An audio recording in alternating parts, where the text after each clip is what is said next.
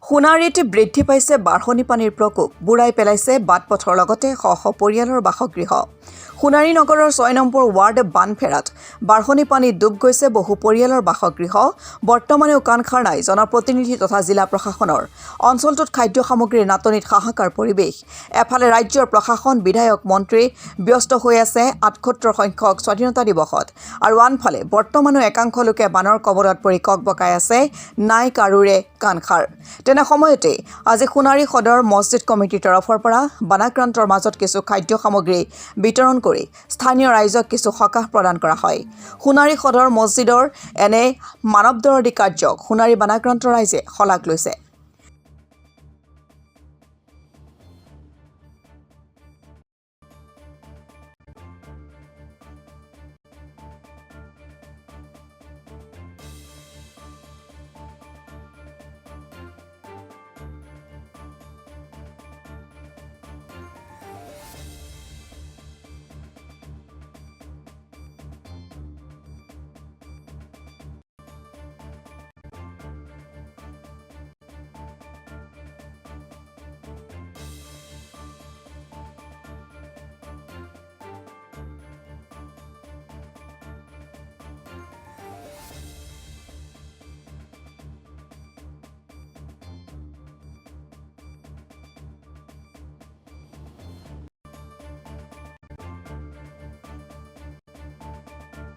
সোণাৰী 6 নং ৱাৰ্ডৰ সোণাৰীৰ ক'ব গ'লে প্ৰাণকেন্দ্ৰ মাজমজিয়া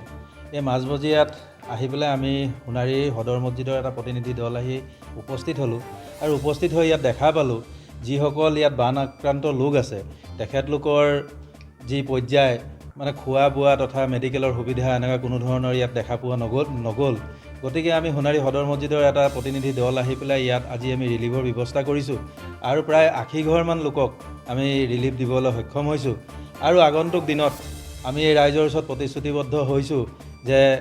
সোণাৰী সদৰ মছজিদ আপোনালোকৰ লগত সদায় আছে আৰু থাকিব আৰু যিহেতু আজি ইয়াত যি ৰিলিফৰ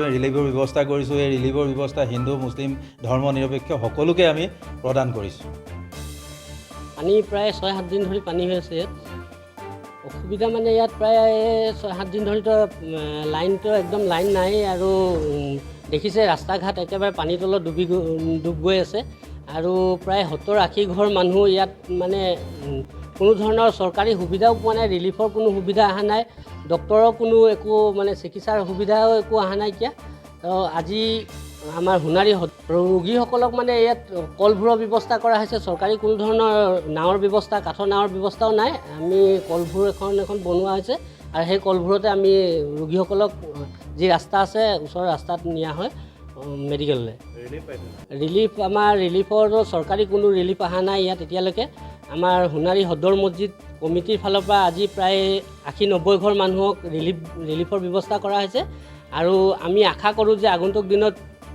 চৰকাৰৰ যি প্ৰতিনিধি আছে তেওঁলোকেও আগবাঢ়ি আহক আৰু প্ৰতিটো দল সংগঠনে এই যি বানাক্ৰান্তৰ যি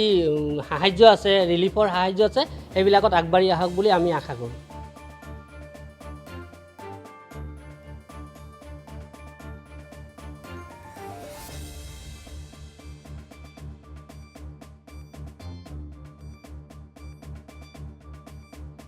সাপেখাতিৰ পৰা ৰাজীৱ কলিতাৰ ৰিপৰ্ট অসম টুডে